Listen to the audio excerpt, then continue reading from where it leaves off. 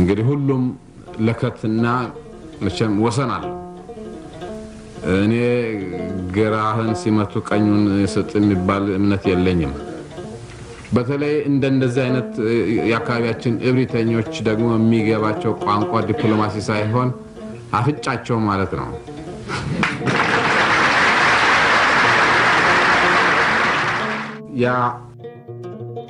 የሀገር አንድነትን ለማስጠበቅ የቆረጠ ለድሆች የቆመ እውነተኛ አርበኛ ይሉታል። ሌሎች ደግሞ በሺዎች የሚቆጠሩ ዜጎችን ሕይወት የቀጠፈ ሀገሪቱን በደም ያጠበ ጨካኝ አምባገነን አድርገው ይስሉታል።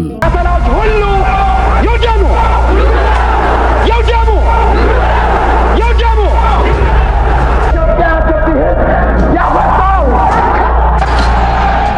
እሱ በኢትዮጵያ ታሪክ ውስጥ እጅግ አስፈሪና ስሙ በጉልህ የሚነሳው መሪ ነው።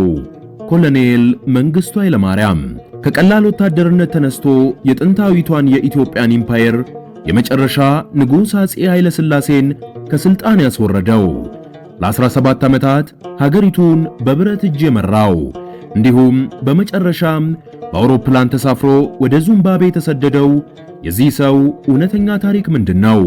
ውድ የአዲስ ትሩዝ ሚዲያ ቤተሰቦቻችን ዛሬ በታሪክ ማህደራችን ስለ መንግስቱ ኃይለማርያም አወዛጋቢ ሕይወት፣ ወደ ስልጣን ስለመጣበት ምስጢራዊ መንገድ፣ ስለ ደርግ የጭካኔና የድል ዓመታት እንዲሁም ስለ ግል ሕይወቱ የሚተርከውን ሙሉ ዘጋቢ ዶክመንተሪ ይዘንላችሁ ቀርበናል። እስከ መጨረሻው አብራችሁን ቆዩ። መንግስቱ ኃይለማርያም ግንቦት 24 ቀን በ1929 ዓመተ ምህረት እንደ አውሮፓውያን አቆጣጠር ደግሞ በ1933 ዓመተ ምህረት አዲስ አበባ ውስጥ ተወለደ። አባቱ አቶ ኃይለማርያም ወልደ አማኑኤል የመሬት ከበርቴ ለነበሩት ለደጃዝማች ከበደ ተሰማ ታማኝ አገልጋይና ወታደር ነበሩ። እናቱ ወይዘሮ ካሳነሽ ወልደ አማኑኤል ደግሞ በቤተ መንግሥት አካባቢ በሙያተኛነት ያገለግሉ ነበር። መንግስቱ ገና በልጅነቱ እናቱን በማጣቱ ያደገው በአያቱና በአባቱ ስር ነበር። በልጅነቱ በነበረው ኑሮና በአካባቢው በነበረው የፊውዳል የመደብ ልዩነት ምክንያት በውስጥ የማህበራዊ እኩልነት ጥያቄና ብሶት እያደገበት እንደመጣ ይነገራል። ትምህርቱን በአዲስ አበባ ካጠናቀቀ በኋላ የወታደርነት ሕይወት ሳበው። ሆለታ ወታደራዊ አካዳሚ በመግባት በ1948 ዓመተ ምህረት በምክትል መቶ አለቃነት ማዕረግም ተመረቀ። መንግስቱ ጎበዝና ስርዓት አክባሪ ወታደር የነበረ ሲሆን የጦር መስሪያ ጥገና ላይ ባሳየው ብቃት ምክንያት 2 ጊዜ ወደ አሜሪካ ሜሪላንድና ቴክሳስ ለከፍተኛ ወታደራዊ ስልጠና አቅንቷል። ነገር ግን በአሜሪካ በነበረው ቆይታ ያጋጠመው የዘረኝነት መድሎ በአሜሪካ መንግስትና በካፒታሊዝም ስርዓት ላይ የነበረውን ጥላቻ እንዳጎለበተው በግል ማስታወሻዎቹ ላይ ጠቅሷል። ስለ ግል ሕይወቱ ብዙ ባይወራም መንግስቱ ኃይለማርያም በ1961 ዓመተ ምህረት ከወይዘሮ ውባንቺ ቢሻው ጋር ትዳር መስርቷል። በጥንካሬዋና በትህትናዋ የምትታወቀው ወይዘሮ ውባንቺ በመንግስቱ የፖለቲካ ሕይወት ውስጥ ራሷን ከቪዲዮ ከካሜራ በማራቅ ከጀርባ ሆና ልጆቿን በማሳደግ ትዳሯን ትመራ ነበር። ጥንዶቹ አንድ ወንድና 2 ሴት ልጆችን አንጋፋው ትዕግስቱ እንዲሁም ሰገነትና ዶክተር አንድነት መንግስቱን አፍርተዋል። መንግስቱ በግል ሕይወቱ ቁጥብ፣ ስነ ስርዓትን የሚወድና ለቤተሰቡ ጥብቅ አባት እንደነበረም ይነገራል። የመንግስቱ ስልጣን አያያዝ ታሪኩም እንዲህ ነው። እንደ አውሮፓውያን አቆጣጠር በ1974 ወይም በ1966 ዓመተ ምህረት በኢትዮጵያ የነበረው የፖለቲካ አየር ሙሉ በሙሉ ተቀየረ። የወሎ ረሃብ፣ የኑሮ ውድነትና የህዝቡ ብሶት ተዳምሮ የዘመናት የንጉሳዊው ሥርዓት መሠረት ተናወጠ። ተማሪዎች፣ መምህራንና ወታደሮች አደባባይ ወጡ።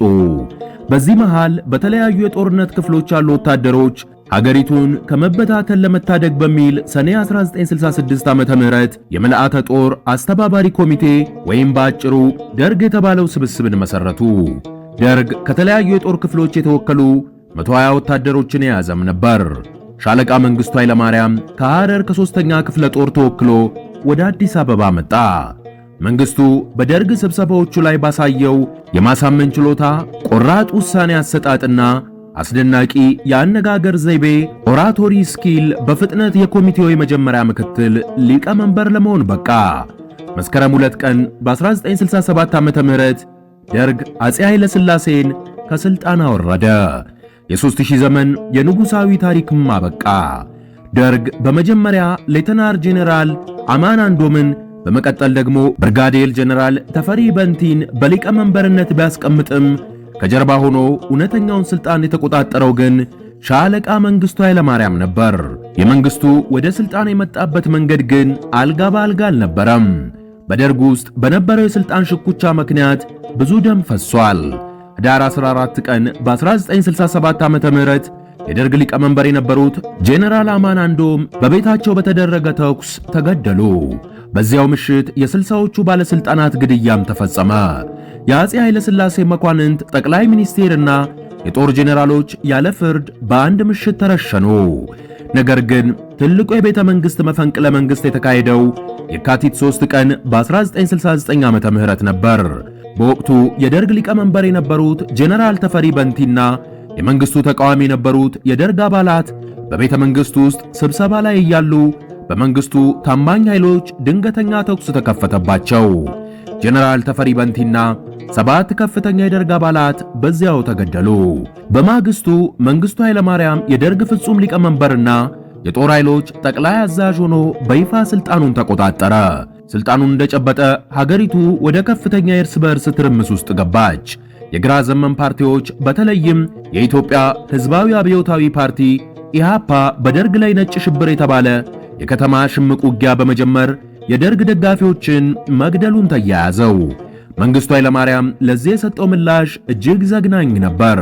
መስቀል አደባባይ ላይ ወጥቶ ቀይ ቀለም ያለበት ብልቃጦችን መሬት ላይ በመስበር ቀይ ሽብርን አወጀ። ለዚህ ሽብርና ለታወጀብን ጦርነት መሰለፍ በቂ አይደለም፣ መሳየፍ ወይም መፋለም አለብን። የታሪክ አተላዎች ሁሉ ይውደሙ፣ ይውደሙ፣ ይውደሙ። ኢትዮጵያ ያወጣው 1969 እስከ 1971 ዓመተ ምህረት በነበሩት ዓመታት በአዲስ አበባና በዋና ዋና ከተሞች ላይ ቀይ ሽብር ተካሄደ። በሺዎች የሚቆጠሩ ወጣቶች፣ ተማሪዎችና ምሁራን በኢሃፓ አባልነት ተጠርጥረው በየቀኑ ተረሸኑ። አስክሬናቸው በየመንገዱ ተጣለ። ይህ ዘመን በመንግስቱ ታሪክ ላይ እስካሁን ድረስ ትልቅ ጥቁር ጠባሳ ጥሎ ያለፈ ሆኖም ኖሯል። ሀገሪቱ በውስጥ ጦርነት እያለች ሌላ ትልቅ አደጋ ከውጭ ሀገር መጣ። የሶማሌው ፕሬዝዳንት ዚያድ ባሬ የኢትዮጵያን መዳከም አይቶ ሰኔ 1969 ዓመተ ምህረት የኦጋዴንን ምድር ለመውረር ሰራዊቱን አስገባ። የሶማሊያ ጦር በፍጥነት እስከ ድሬዳዋና ሐረር መድረስ ቻለ። በዚህ አስቸጋሪ ወቅት መንግስቱ ኃይለማርያም ታላቅ የጦርነት መሪነትን አሳየ። ሀገሬ ወይም መሞት በሚል መፈክር በአጭር ጊዜ ውስጥ 300,000 የሚጠጋ የገበሬ ሚሊሻ ሰራዊትን አሰለጠነ። በሌላ በኩል ፊቱን ከአሜሪካ ወደ ሶቪየት ኅብረት ራሽያ ማዞረ። የሶቪየት ኅብረት በቢሊዮን ዶላር የሚገመቱ ዘመናዊ የጦር መሳሪያ፣ ታንኮች፣ ጄቶችን ስታቀርብ ኩባ ደግሞ 17,000 የተመረጡ ወታደሮችን ወደ ኢትዮጵያ ላከች። በ1970 ዓመተ ምህረት በተደረገው መጠነ ሰፊ የመልሶ ማጥቃት ጦርነት የሶማሊያ ሰራዊት ሙሉ በሙሉ ተሸንፎ ከኢትዮጵያ ምድር ተጠርጎ ወጣ። ይህ ድል ለመንግስቱ ኃይለማርያም ከፍተኛ የሕዝብ ተቀባይነትንና የወታደራዊ ክብርን አጎናጸፈው።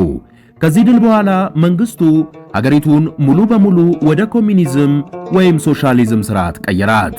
መሬት ላራሹ ተባለ። የግል ድርጅቶችና ባንኮች ተወረሱ። የኢትዮጵያ ሰራተኞች ፓርቲ ኢሰፓ ተመሰረተ። በ1980 ዓመተ ምህረት ደግሞ ሀገሪቱ የኢትዮጵያ ሕዝባዊ ዲሞክራሲ ሪፐብሊክ ኢድሪ ተብላ ስትታወጅ መንግስቱ የመጀመሪያው ፕሬዝዳንት ሆነ። ከዚህ ሁሉ በኋላ ግን የደርግ ስርዓት ወደ ማክተሚያው የደረሰው በሁለት ትልልቅ ምክንያቶች ነበር። አንደኛው እንደ አውሮፓውያን አቆጣጠር በ1984 እና 85 እንዲሁም በ1977 ዓመተ ምህረት የተከሰተውና መላው ዓለምን ያስለቀሰው አስከፊው የረሃብና ድርቅ እልቂት ሲሆን፣ ሁለተኛው ደግሞ በሰሜን ኢትዮጵያ በኤርትራና በትግራይ የተነሱት የታጠቁ አማጽያን ሻዕቢያና ህወሓት ነበሩ።